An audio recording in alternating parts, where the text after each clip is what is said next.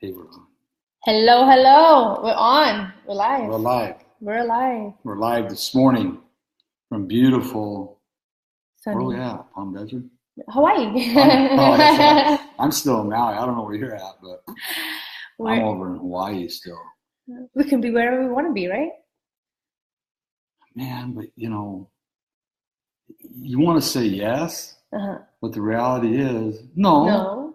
It's not the because same. I was just there, Mhm. and here is not the same as there. That's true, but the memory is still there, right?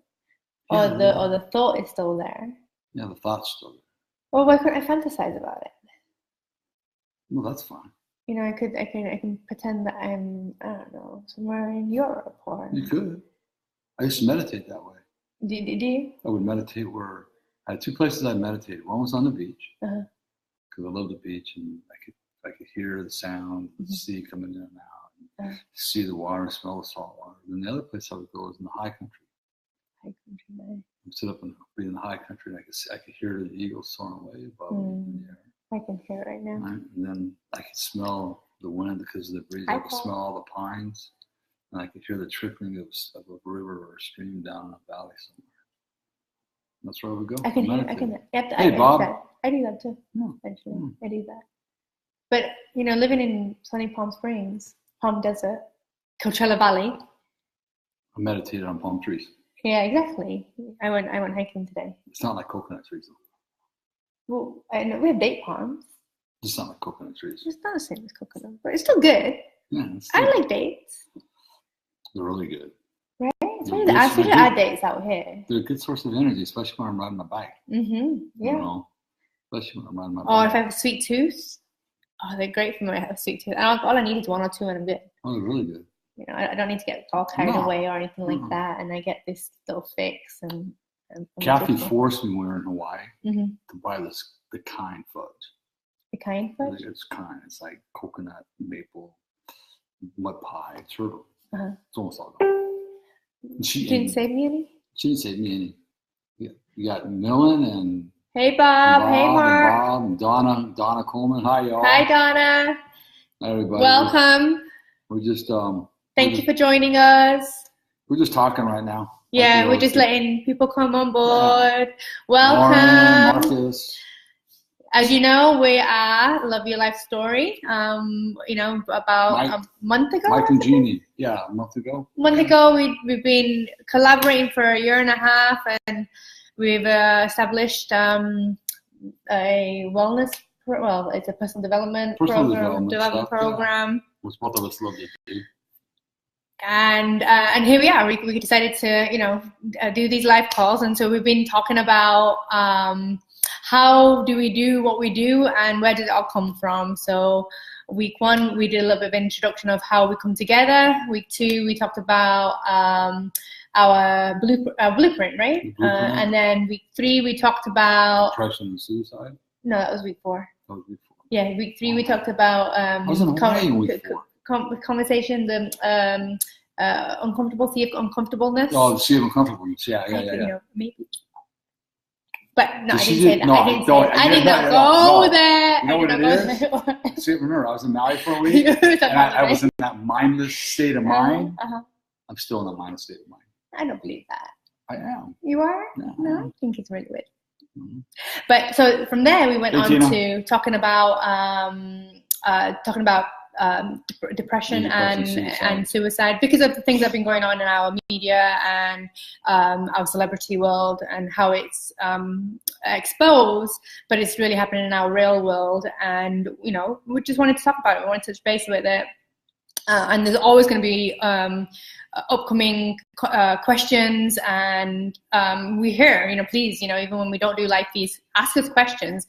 Go and like our page. What's it called? Love Your Life Story. Love Your Life Story. Go on it. If you haven't already, please like it. We'll repeat this at the end, but this will be the last time that we do the feeds from our own Facebook page. We got two computers going right now. That's why you see us looking all over the place. Yeah, We're not cross-eyed or anything like that. Promise. From this point forward, after this week, we are only going to be doing a live feed from Love Your Life Story Facebook page. So please go to that page and like it. Hey, Kat, how you? And from now on, that's what we're doing live feeds, and both of us will acknowledge that in our post live feed announcements. And then we will get to share it on our own individual pages, so that whoever's hi Mike, hi Lauren, hi Hardik. I'm seeing people's names coming up between the two computers, but thank you for joining us. But yeah, we will be sharing it on our own pages, but you might not get the immediate live feed. So if you do want to hear what we've got to say, then be sure to like our Love Your Life Story page. Even if you don't like what we have to say today, just like us. Just like us. Next week, well, actually, if they don't like what we have to say today, there's probably a reason that they don't like us, and it's not because of what we're saying, it's because of how it's affecting them. Yeah. I mean, that's been my experience with people. Mm-hmm. Generally, they don't like what they're hearing because something's going on inside of them. Yes. What they're keeping on to, and what are they holding on to, and how shameful they feel, or what buttons are pushed. I would say buttons. Can we push your buttons? So today, from last week, we talked about depression and suicide, and Randy and I were discussing, like what makes us do those things. What in our experiences, Randy's had this experience, and Randy's got an amazing book. And what's the name of the new book? Oh, it's actually good. It's the original content, but we have retitled it and we have recovered it.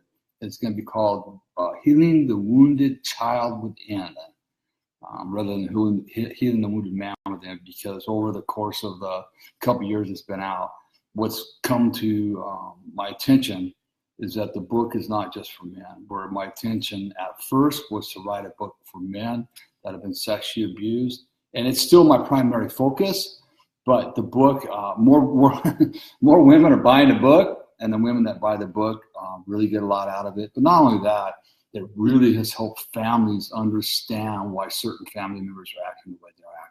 Right. Because it just gives them some clarity about what's going on in somebody's life. So it's like we were talking about, when we talk about whether it's an addiction, and it's that whole thing. Addiction isn't the problem with the person who's right. An addict. It's a family issue, right? And I think in you renaming and how you renamed it it's the collective. And when we look at it as a society, and we start taking responsibilities in different ways, and we start being responsible, taking accountability, we can deliver in a different way, and we can help in a different way. And the whole purpose of Randy and I coming together as two separate individuals and two different entities is because we have our own individual experiences. My specialty is working with women. So what better than there's a balance in yin and yang, right? Right, exactly. And that's why we come together. So today, but wait a minute. Go. With my book, and I'm going to be probably hitting everybody up on this because I've got a PR firm at this point in time. That's one of the reasons we're doing this. Is that probably in a week or two they're going to get a hold of me. I'm going to be hitting everybody up, and what I'm going to ask you to do is real simple. Just go to Amazon, and I'll let you know when, and get the book for 99 cents. It'll be an ebook for 99 cents. I think it is what it's going to cost. It's a steal. Oh my God! You have buy 3 or 4 of them. I'm not just spend the money. You give them to your friends for 99 cents. I'm telling you, it'll be life changing. It is a life changing book. Yeah, sure. And then read 1 or 2 chapters, and give me a review on Amazon. So that's going to be coming up in a week or two, and I'll put it on Facebook, and we'll also be announcing it from here. Mm-hmm. Okay, so now, what secrets are you holding on to, girl? Don't tell me you have no secrets.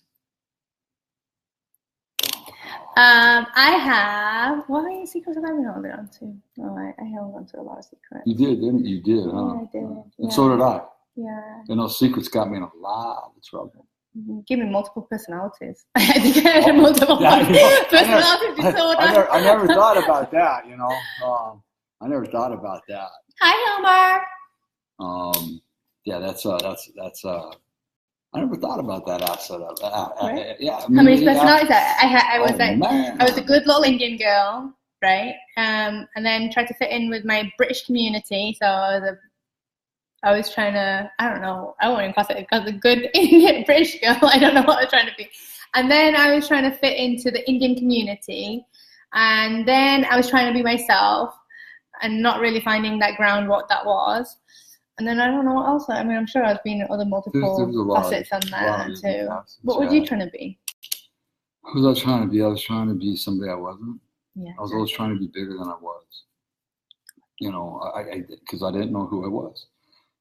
You know, growing up, when you don't have parents, and a lot of us don't have parents that really know how to nurture us and nurture the authentic self that's within us. So the biggest lie we tell is the one we tell to ourselves. And that's also the most devastating lie that we can tell ourselves is a lie to ourselves. You know, I want to read a little quote to start this off, if I can, from Fred Rogers. You know, it says, anything that's human is mentionable, and anything that is mentionable can be more manageable. When we can talk about our feelings, they become less overwhelming, less upsetting, and less scary. The people we trust with that important talk can help us know that we are not alone. But how many people, that last sentence, the people we trust with that important talk can help us know that we are not alone. But how many people have somebody that they can trust, that they can talk to them about their deepest secrets? Well, I mean, firstly, it's a two-way thing, right? Because one is, if you're in so much shame, right, you will never find that space to trust anybody. But where's that shame come from?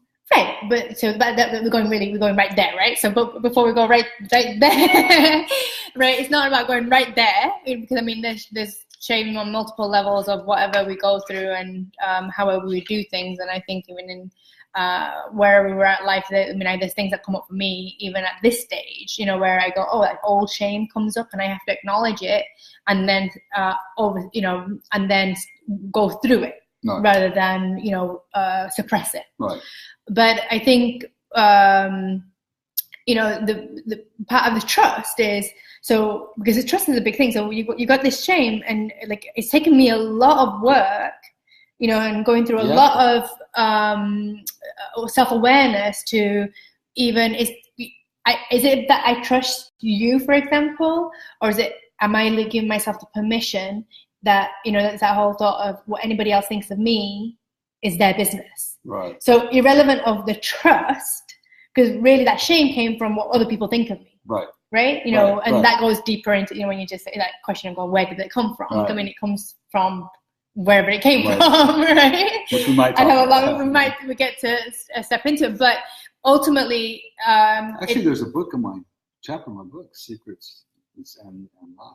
Oh yeah. And my whole chapter in the book about it. Yeah. No, go ahead. Sorry. So, I had to throw it in. It's thrown there. I got to throw it. It's free publicizing. It's okay. You know, I'm okay with it. But you don't pay me, so I got to get something out of this. Well, you know, what can I say? So yeah, no, we hey Catherine, thank you for joining us. So Cherie, Marlene, Jay, thanks guys. Kat. Hi. So, you know, so where does it come from? One is like, how are you going to find that trust? Because if you don't find trust in yourself and going, okay, I have to let go of this, and I am, if anybody thinks of me in any way, it's okay. And it's not that simple, right? I mean, that's not simple. No, it's not. It's not that simple. But I know in my journey from where I've come from, and just in finding this place to be able to connect with people, I've got an amazing community that I can do this. Right. And it's been something that's been built up slowly over time. So it's not something that happened just overnight and, you know, everything was, you know, good to go. And I all of a sudden, hey, Randy, I got to tell you my whole life story right now, right? Now I want to tell you everything. And you did sit on our couch with me and Kathy. Yeah, like how many hours? Like 2 hours or something. Yeah. But we built up on that, right? It was a build up. I mean, I think it was like a year later after we were talking about stuff, and you really got to know who who. I mean, even then, I mean, we only touched base on stuff. We haven't really gone deeper into No. other stuff, right? No. Unless, and I think between Rani and I, we end up talking about, because we have these discussions as we're building and developing the curriculum for what we do, right? Right. And really getting to know each other on a deeper level. At some point you will see a book from my side, but here Rani's doing it. So coming from there, so you go into the aspect of trusting somebody, but somebody's got to start somewhere. So where does that start? Yeah, and we'll touch on this real quick. That my therapist, I wanted to slap her the day she said this. God bless her. She's wonderful. I love her to death. She saved my life. But she told me one day, she goes, Randy, she goes, I hate to tell you this, but people are going to break your trust. People are going to let you down, and people are going to reject you, and they're going to turn their back on you. That's just a part of life. Well, I didn't want to hear it. That's not what I wanted to hear. But that is the truth. So, oftentimes, especially with abuse, I say, well, let's start the conversation. Well, who do I start the conversation with? Well, not the guy sitting next to you in a movie theater, or not your next door neighbor. When we're talking about this stuff, because there's a lot of secrets and lies in everybody's life. Oh, yeah. If you're sitting there saying, no, I don't have any, you're in big denial. My mom is, but she's not live on here. So you need to find somebody, and we found him in our recovery circle. And I'm going to be real honest with you, and I love my church, I love my pastor, I love everybody. Churches aren't always the safest place to start talking about your stuff, okay? And so you need to find somebody that you can trust one-on-one, without a doubt. And that's where you start the secrets telling. And you do it you don't start with, I had an affair on my wife. You don't start with that kind of a secret. You start with a little one. And you start telling a little secret you're holding on to, like, hey, when I was in high school, this really bothered me, because one day I was out driving and I stopped at a liquor store and I backed into a truck and I ran. I'm guilty of that, by the way. Not going to the liquor store? No, hitting the truck and running. Okay. But that was 1973, 74. It was a long time ago. But it was something that I held on to that really bothered me. So you start with a little secret, something small, because you want to be able to know that whoever you're confiding in, if you can't trust them with a small secret, you sure as heck cannot trust them with a big secret. And this is your life. This is your emotions. These are your feelings. And you don't want to start this journey of recovery and have somebody slam the door in your face by breaking your trust. So the important part is finding somebody. And, you want to start it as soon as you can, but do be careful.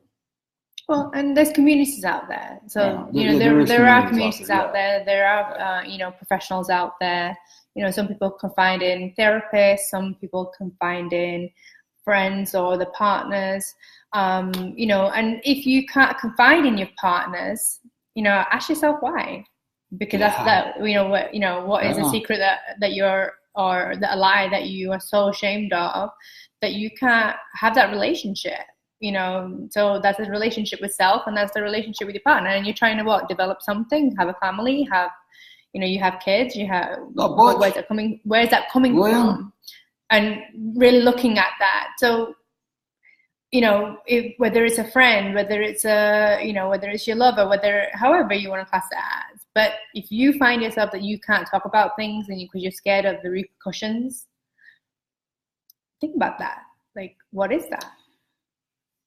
I'm going to throw this out there. And I don't know, I think it's going to fall in place here. For men. Mm-hmm. For men, okay?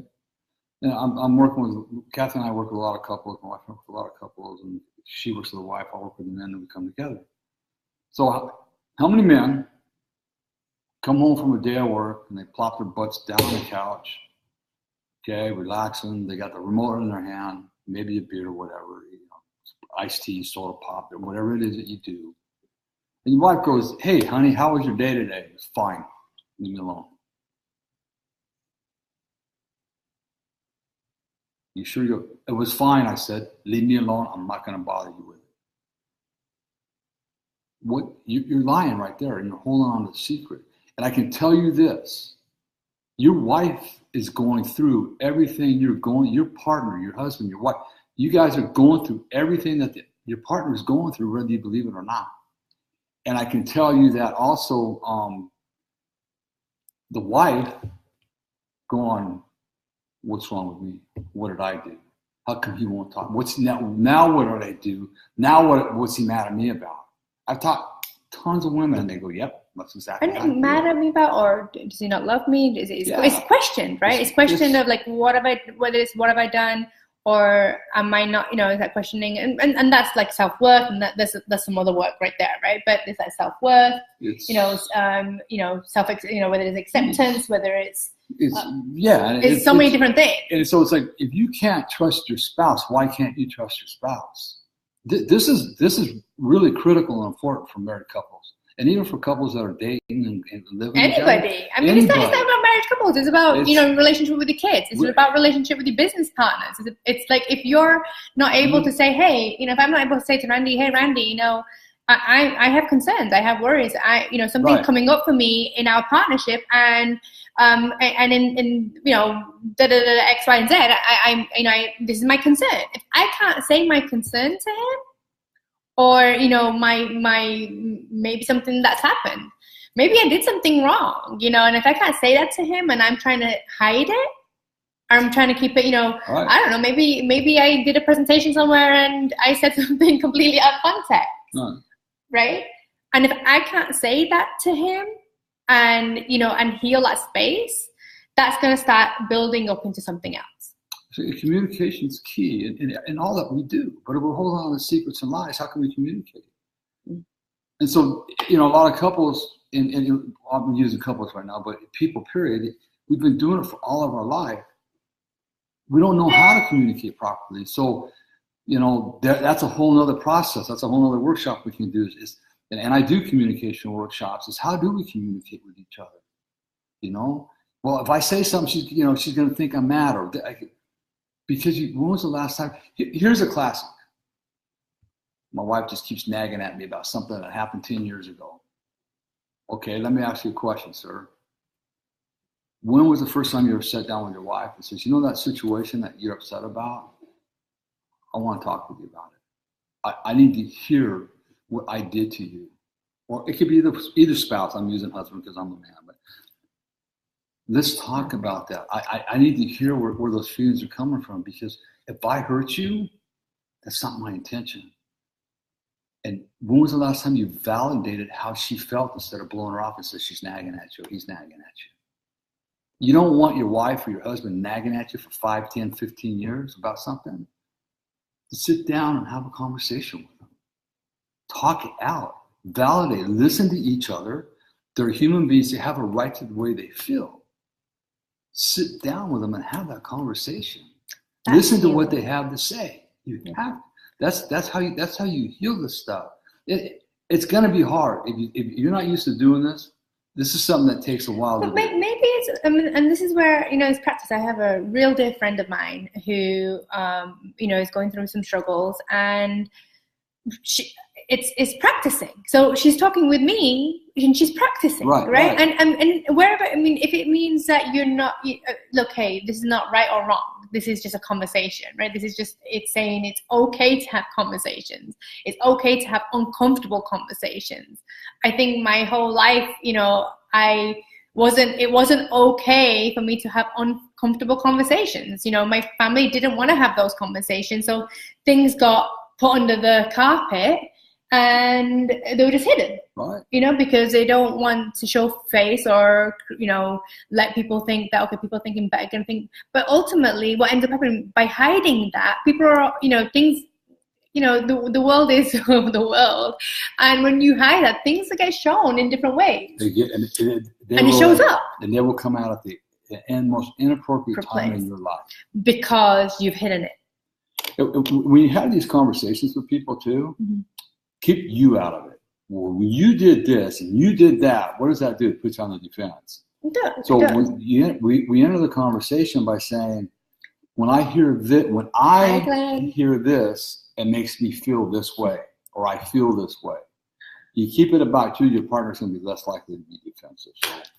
So, we got a question. Yeah, I know. I mean, like, so, we never know you how like to talk. We come up with one plan, but yeah. Don't forget my camera too. Oh, My people want to talk to you too, you know. Oh, they do, but they're only talking to you, not to me. No, they're talking to you Are too. they? Well, they know me, Well, but see, that's hey, you gotta, like, okay, got it. we'll solve this problem by next week. We'll just have them one camera. Okay? Yeah, it makes life so much easier. All right. So we're going to start with a question because this is interactive. And if you have any questions, please ask us. Oh, well, no, there's no question is a silly question, so please ask. All right. And in this question, if you're in a rush and you just kind of jot the question down. And just it's a question for yourself. This is self-exploration. This is basically what we're doing. It's self-exploration, self-understanding. If we're experiencing certain things in our life and we're experiencing unmanageability in our life, these are questions that we need to ask ourselves, right? So we're actually gonna. We're gonna ask two really quick questions because this one's for you.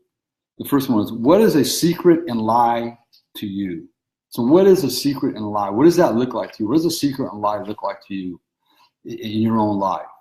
You don't have to tell us what the secret is, but just if you what does it look like? What does it look like to you? What does it look like? What's this? And that's all we need to know on that. So think about that. Write that question down if you want to think about that, and jot some answers down on here. We'll pick them up as we go. You can think about it a little bit maybe, and you can always respond later to these posts too. A lot of people have been doing that. They're going to respond on that. And we appreciate the response. Yeah, exactly. We actually need it. So we're not going to argue. But here's another question. Mm-hmm. Big one. Mm-hmm. What is the difference of a good and a bad lie? Mm-hmm. What's the difference between a good and a bad lie?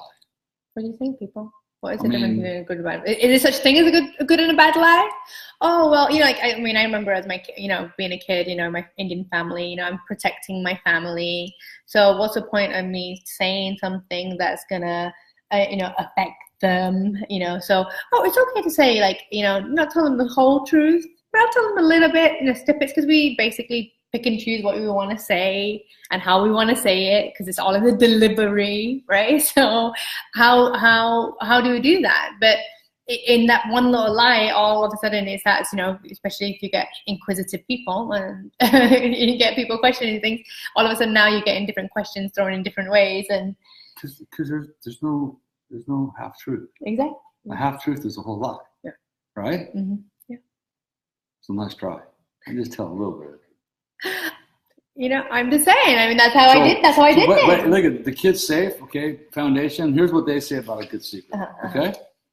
According to the Kids Safe Foundation, a good secret is something that feels good to know, okay, and has a time limit. At some point, a good secret won't be secret anymore, such as a surprise gift or a birthday party.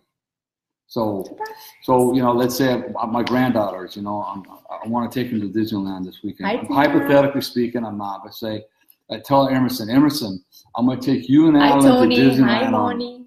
Are you done talking? I'm just saying hi to everybody. Okay. Do we need a break? No, we don't. I'm just kidding.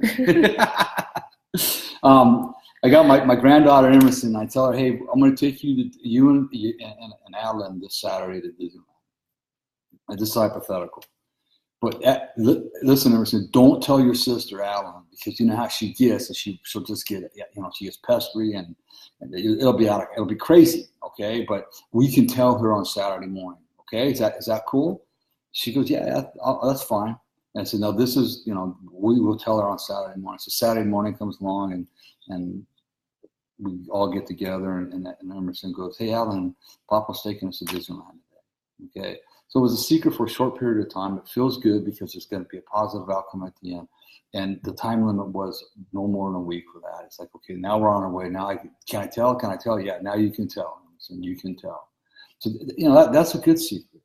The only good secret. It's just like, it's not a lie, because we're not lying. It's a secret. Okay, now if we didn't tell what the secret was on Saturday, then it becomes a lie. Right? Then it becomes a lie. If you didn't open it up. If you didn't open it up. If you didn't, how would you want to say, declare it? Oh, if you didn't. Well, yeah. Because in some cases, you might keep it. Maybe it's something that you plan. It's a big thing, and you're planning it for a whole year. And you're covering it for a whole year because it takes time to plan something big, right? Well, yeah. I mean, like it might not be an overnight thing. It might be something really, really big. Well, right? Kathy's birthday 4 years ago. I can't remember how many years ago again. We put it all together. She didn't know. We took her to the Angel baseball game. I took her there. I just we're going to go to bed, but her whole family was there, and she didn't know it. Everybody kept it a secret until we got there. And how long did it take you to do that? Probably 6 months. Yeah. And in doing that, was the things that was there any implications? No, Kathy, my wife. Kathy. She likes to have fun, and she would dig at me once in a while, and hey, Robin, how are you? And Alina, how are you? And I can't tell you nothing. Mm-hmm. We got a good surprise for your birthday, Okay. So you did say that. Yeah, there was something because you can't keep nothing from Kathy. Okay. Yeah, because she's too inquisitive. She wants to know. She wants to know. She shakes her Christmas presents and she knows what's inside the box. I honestly got true. Yeah, she's good. So what about a bad secret? What is a bad secret? How does it feel? How does it feel? How does it feel? According to what I know and what statistics say and all that, bad secrets make you feel anxious. Okay, Randy, don't tell nobody. This is our little secret. As I'm being abused for the first time. Yeah. As I'm abused for the next time. For the next time. As I'm being beat. This stays in the house. Scared. You feel scared, confused, ashamed. Without question, all secrets involving abuse are bad. When I'm talking about abuse, I'm talking about emotional abuse. I'm talking about all forms of abuse. Because how many of us, what goes on behind these doors, nobody else needs to know about. It's a secret. Right. And the question I would have, and I present this in a lot of different ways, is this: is that what you're doing to me is okay. Why do I got to keep it a secret? So we're learning at a very young age, and most of our parents are telling us, "Don't lie." Right, but it's confusing, isn't it? That's even confusing. They're telling us not to lie, but yet they're lying right in front of our face, blatantly. Not, because they're not understanding it and seeing it as it is, what they're building, what they're creating from those little lies. Yeah, exactly. So we start them at a very young age. Yeah, and they start real small, they blow up. Can I share one secret? Yeah, go ahead. One thing. I mean, my mom's not going to see this, but even we talk about stuff all the time. One thing. So I got divorced 7 years ago, 8 years ago nearly, and so I've been divorced a long time. I went to see my mom back home in England a couple of years back, and she goes, she lives in a community facility, and she goes, "Oh, don't tell anybody that you divorced because I haven't told any because what will they think of me?" And my what?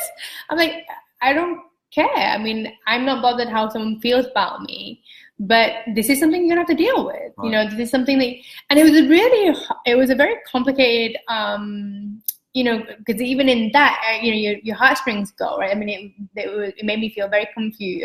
Confused. I felt very anxious. I was very angry at her for even putting that burden on me and not accepting me for me, and making it out to be something else. I don't need to. I don't care what anybody else thinks.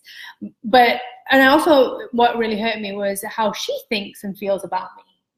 Because for her to say that. Yeah. It wasn't for me. But it's that burden of how she, how she. I put on silent. I put on do not disturb. Why does technology do what it does? But yeah, the point what I'm saying is, she left me in a position where, because of her own fears, because of her own anxieties of how people will perceive her to be, it's getting some in the family stuff, right?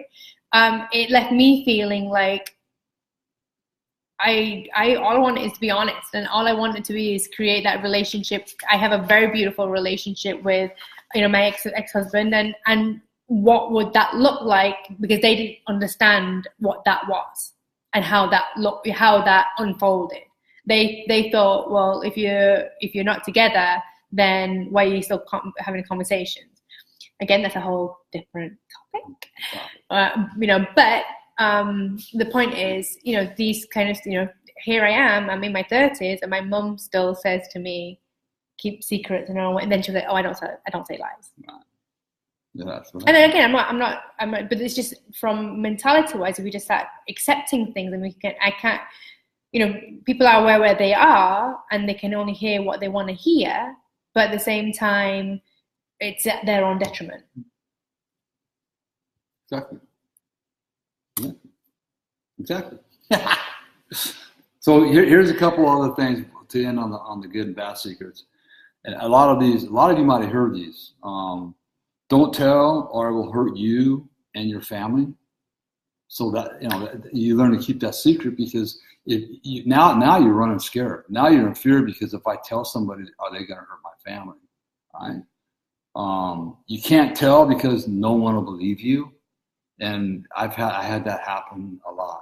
People didn't believe me a lot of times. Not the sexual abuse, but the physical abuse. And actually, the pastor of the church back then, when he found out, says it's just part of growing up, and you won't be gay. So I mean, there's more secrets right there.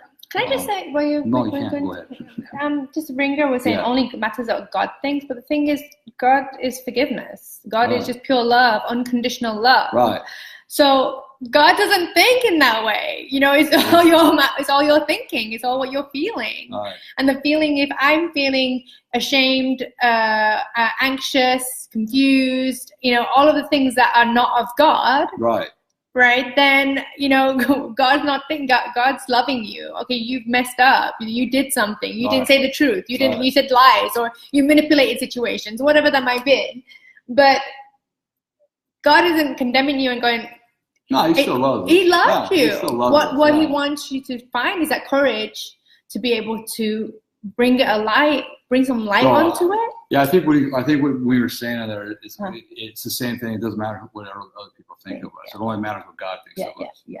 I think that's what a statement really is saying there. But in all religious beliefs, don't forget, sin is the way it is sin. Yeah. But in the religious beliefs, and if you look at certain practices, is that God condemns. In some way that God is a condemning God. So I think I'm just, whoever, this is not about a religious practice. This is not about, you are who you are, and you're accepted. Right. I don't care who you believe in, and I really appreciate, just saying the comments, it only matters what God thinks, but the truth is God doesn't think. The only thing that matters is, can you accept yourself being what you've done, or how you've done it, and can you openly bring light to it, rather than keeping it hidden in your body and keeping it a secret. Right, and again, I know Wayner. Yeah, I know you do. I'm picking on him because he's right there, and I can't see my side of the screen. And I know that's what he's. And that's, I know he's saying the same thing you are, just in a different way. Yeah, and because a lot of people. You made a very good point. Mm-hmm. A lot of people believe that God's just a condemning God. Mm-hmm. That's what I believe too. Mm-hmm. I'm going to hell because I told a lie. So what does it matter what I do? And what people do is they end up going into their church, right? So they do confession or whatever they do, but that's not liberation. No. Liberation is when we accept the fact of God's grace over us, and that we're human beings, okay, and we do make mistakes. Right. We do. Our past is the way it is because of the way we grew up. Yeah. But now, as we come into these new lives, we start practicing our spirituality, whatever that spirituality is for every individual person. The core of true spirituality, and my belief, is love. Just pure, unadulterated love. And to bring love into it is like, I guess in this conversation, whether it's I have held a secret, or I've spoken of lie, is bringing that love into myself, of finding that space for myself to love myself, and to bring up the courage to be able to find somebody to share it with. And I think that person to share it with is going to be a person that you can sit down with. Okay, be really real Wow, with. what happened? Oh, wow. All right. So how long ago did that happen? Well, you know, it's a teenager. Okay. But you've been carrying it all these years. Yeah. All right. Well, you know, it happens. You're a human being. So we'll work on changing that behavior. So you don't. Let's get rid of those And secrets. it Let's could be get rid of those. simple thing. Simple. I mean, you know, like it's a simple thing as a kid, right? You know, as a kid, you could do silly things. I did silly things. I took money from my mom's purse. You know. You thief. I did. You just condemned I can't believe that. me. I'm done. I gotta go. Bye. He's leaving me. You know, but you know, how do we like you know, if I hold in that as a kid, because I felt so bad. Oh yeah. Right, but it was a case of if I told, I'm gonna get even told. You know, I'm gonna get reprimanded even more. Right? Rather than saying, okay, you know, why is reprimanded, rather than saying why that is not a good thing to do. So therein lies the reason why we keep secrets. Yeah. And therein lies the reason that when that finds out, 5 years later, your mom goes, "You did what? Mm-hmm. Give me your hand. I'm gonna cut it off." Mm-hmm. Right? And I think, you know, even in that, it's the way they speak to you or disown you or start looking at you in a different way. Which is so the acceptance stuff comes up, right? Right. You know. And so as adults, what we were saying as adults makes a lot of sense. I mean, it really does. But as a child, as a teenager growing up, with the way it is, it's like, you know, really, Wiener, come on, you know, I'm not buying that stuff. Okay, mm-hmm. As a teenager, but as an adult, it's like, okay, well, probably 10 years ago, I would have told Winger he was high too. But I mean, I know Winger, he knows me, so I can say that. But you know, the thing of it is that we've just got to find that safe person that's not going to condemn us, because we know if I tell my mom the truth, I'll tell my stepfather the truth, what's going to happen to me? I mean. Well, and it goes deeper. I mean, like just what I just shared, because we're going on two different extremes, right? We're talking about secrets and lies, irrelevant of whether it's in an abusive situation or whether we have a so-called perfect family, you know, where people, and it's happening because we want to continue looking perfect. So it's constantly happening. When you got something to help. No, yeah, because we want to look perfect because of abandonment issues in our own life. Mm-hmm. And I have a perfect example of a real life situation not too long ago. And I'm not saying names, but this person told a specific lie, and I got involved in it because he was afraid that if he told the truth, certain people would bail out of his life and abandon him and think he's worthless. So he held on to that lie for 3 months, and I tell you what, it created hell. It's just a 3-month lie.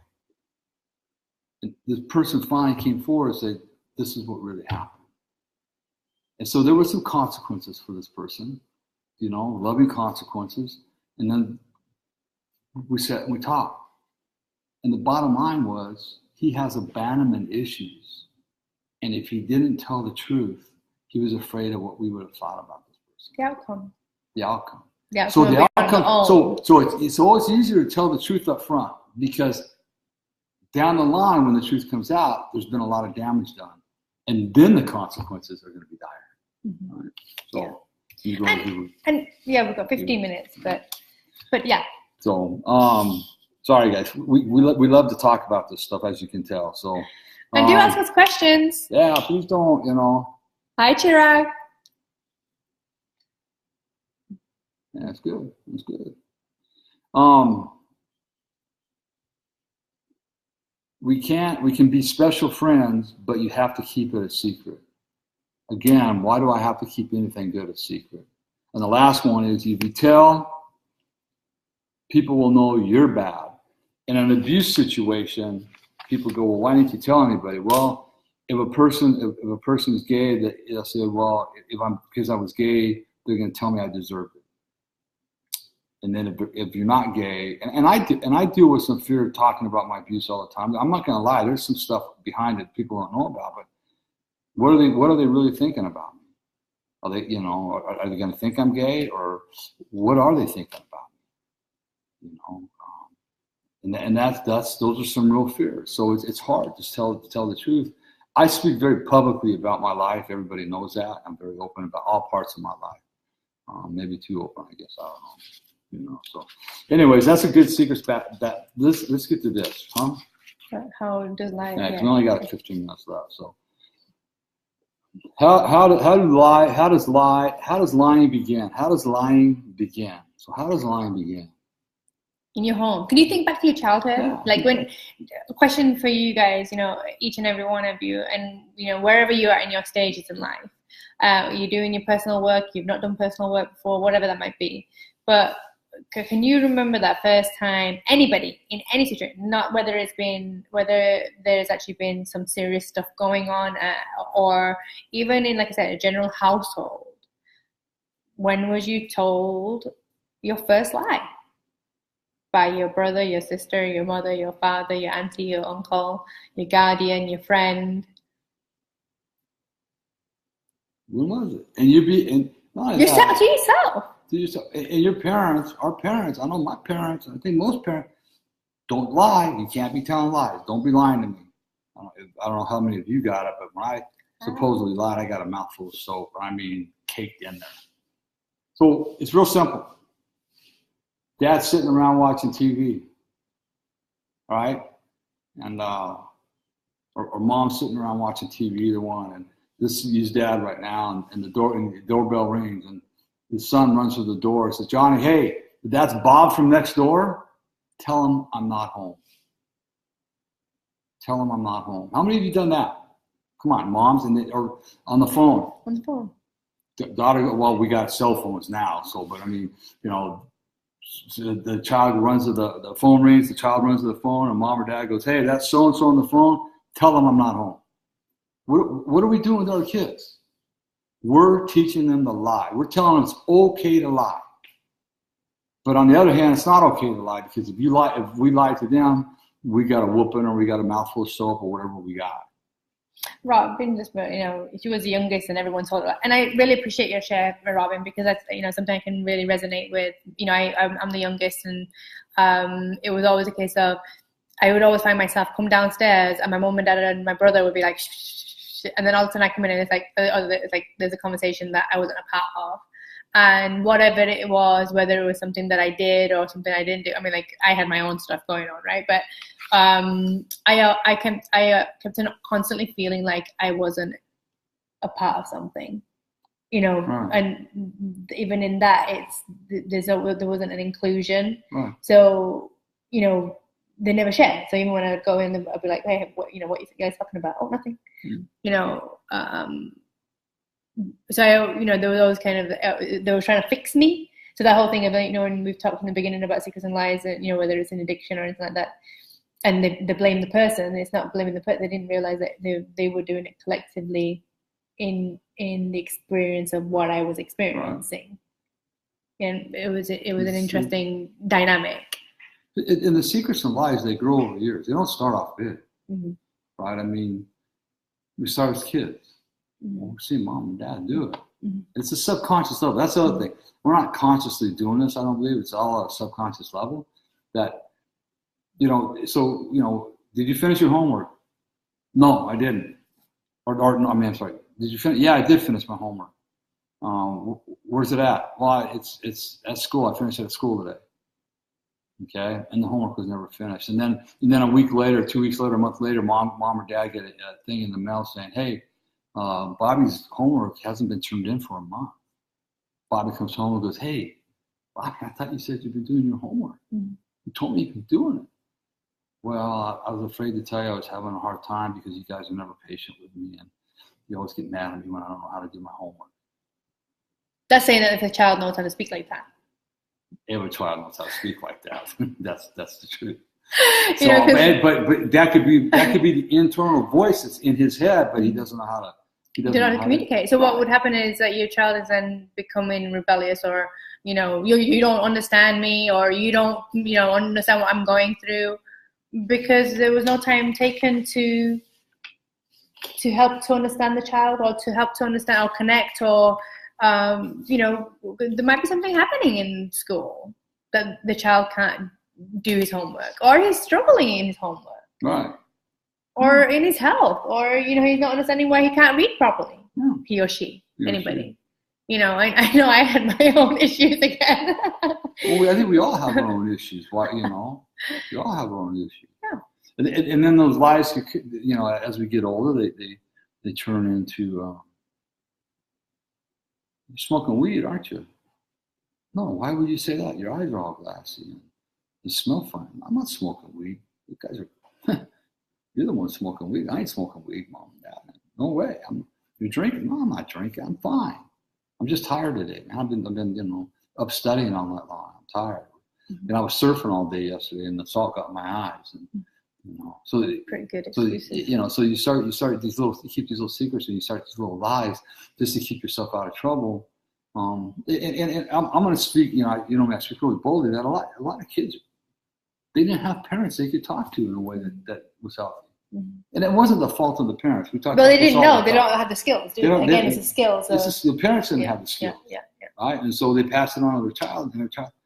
And then, you know, and then in my case, it was, you know, smoking weed, and then as I got older, the alcohol and the cocaine, and keeping it a secret from my kids, couldn't keep very good secrets from my wife, and then it was a big one, the affair.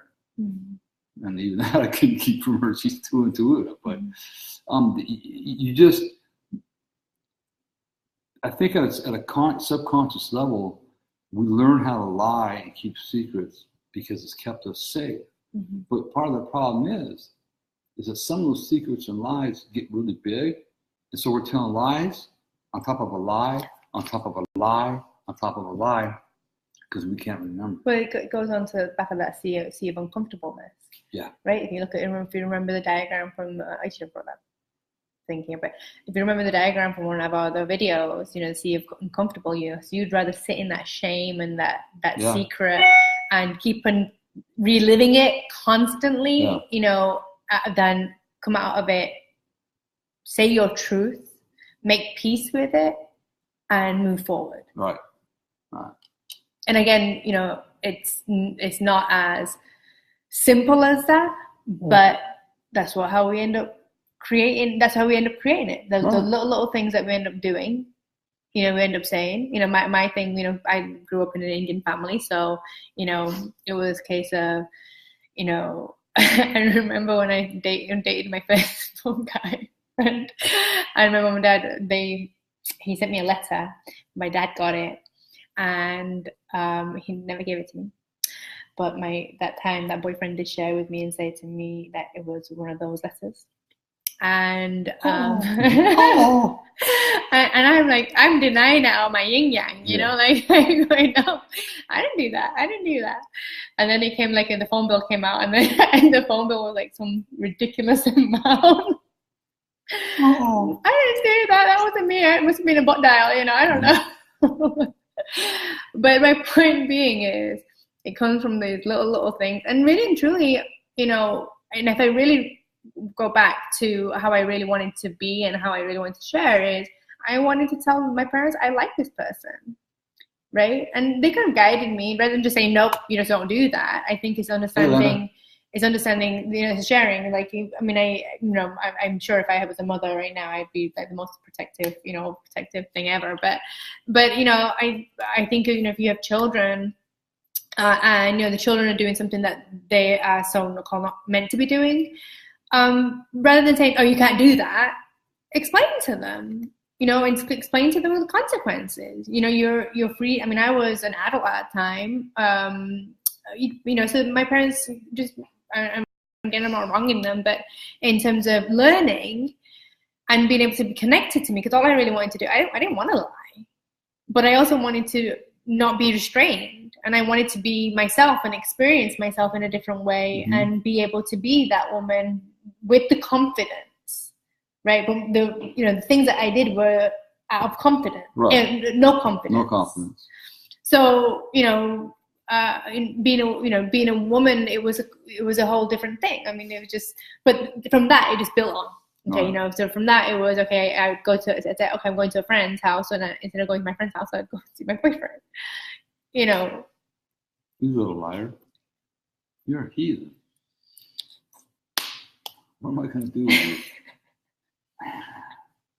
It's all coming out now. So I remember we only had a couple of minutes, so I want to. I can remember driving down. I don't know, 2 years in recovery.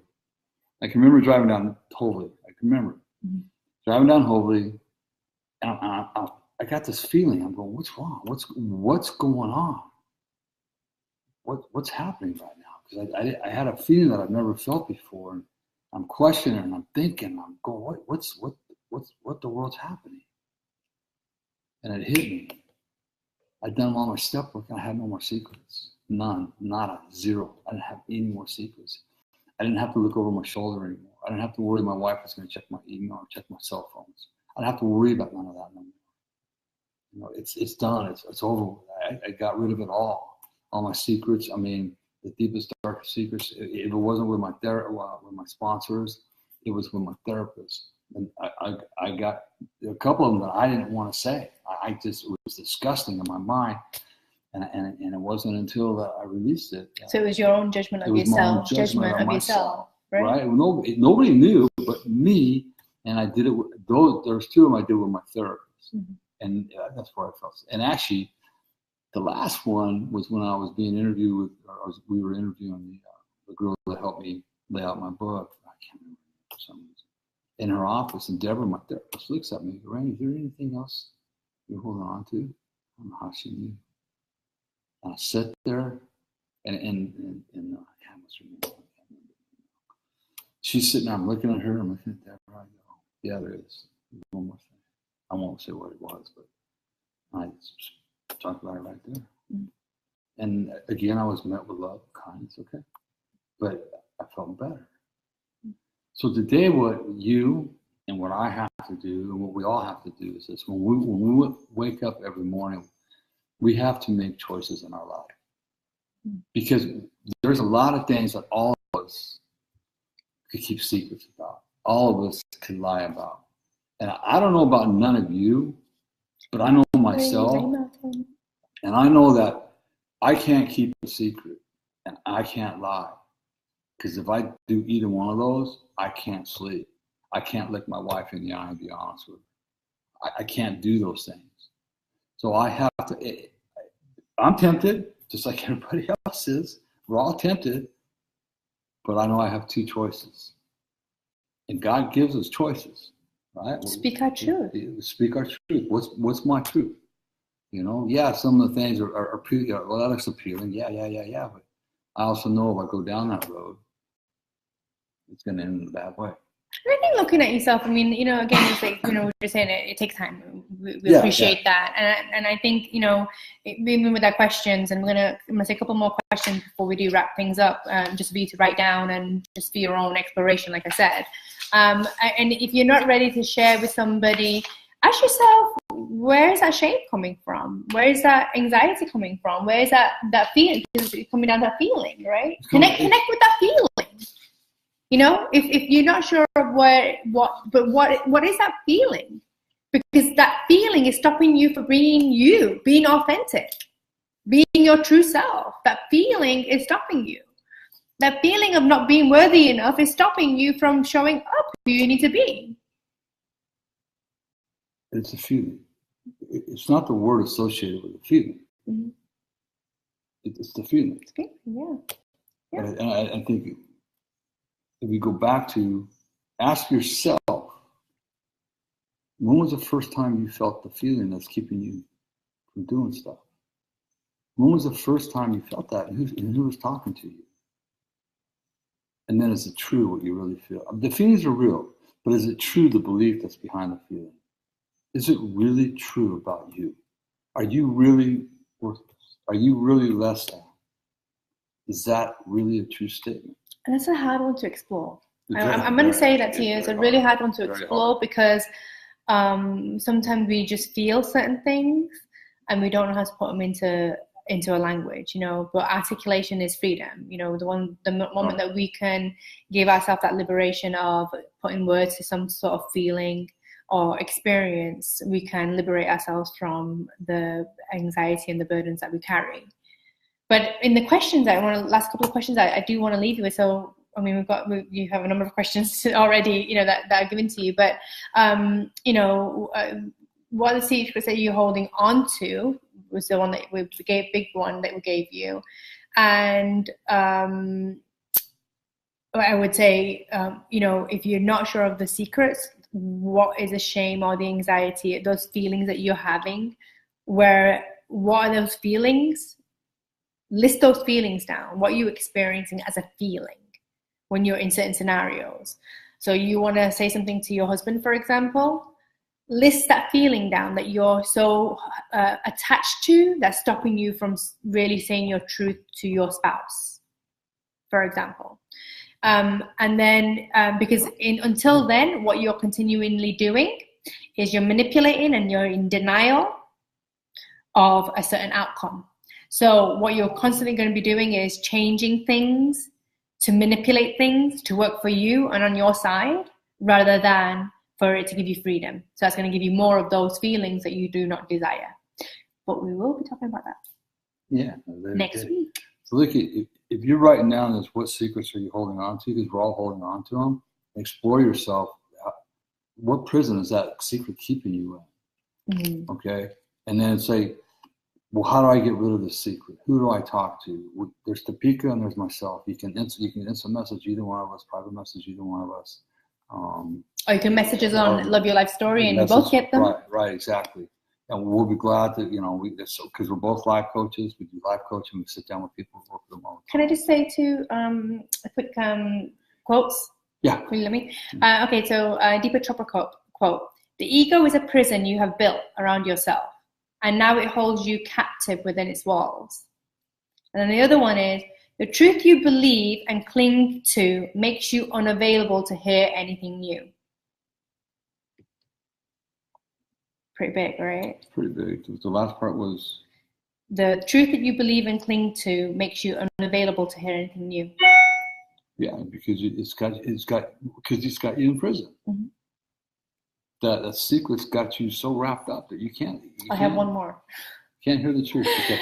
This one from Brian Weiss. "Forgive the past. It is over. Learn from it and let it go. People are constantly changing and growing. Do not cling to a limited, disconnected, negative image of a person in the past. See that person now. Your relationship is always alive and changing." So that's a relationship with you. Deceiving the secret and the lie is a relationship with you. It's a relationship with you. It's only harming you. It's only you. It's only you. It's only you. And in that, you are projecting it into your experience. Yeah. And I'm making it sound really simple, but it's not. Yeah, it is. What's so hard about it? What's so hard about it? Yeah. Because you got to work. Oh, wait. Work. We got to work to get better. It just doesn't. We can't snap our fingers or take a pill. I am a good witch. I mean, I could snap my fingers, but it doesn't do it that way. Because you know that this world wants instant fixes. Mm-hmm. Mm-hmm. Sorry, gang. It's not going to happen with this because it's years and years and years built up in your life. Yeah. So if you're young, take care of it quickly, so you don't have to be in your 50s when you start this healing like I was and carry that garbage around for all your life. And the embodiment of it. All these pains, the ailments. I mean, there's science behind it. There's technology behind it. It's telling us that all these things that we're holding on to is a big cause of the discomfort that we feel physically. So I guess in terms of from here, like we said, we're going to be talking about manipulation and denial in our next conversation. Yep. That will be next Thursday at 11 a.m. PST time. Only on Love Your Life Story. We will not be doing it from Topeka's Facebook page or from my Facebook page. So like us. Just like us. Yeah, you gotta come on. You know you love us, but you gotta like us on Facebook. Yeah, you can give us a little heart. Give it a thumbs up. Give us double hearts, triple hearts, whatever you want to do. Oh, I love those hearts. Mm-hmm. Everything's a heart to me. Okay. But if is there anything else you want to share with our fellow friends and loved ones? Not right now. Well, I think in that case, and I think, if nobody's told you they love you today, remember, Randy does. and Deepika does, and we want you to love your life story. So until then, continue loving your life story. We love you. Namaste. Namaste. And be blessed, and thank you for being with us today. Roger out. Switch on and off. I got to buy Kathy lunch. She told me I got to buy lunch.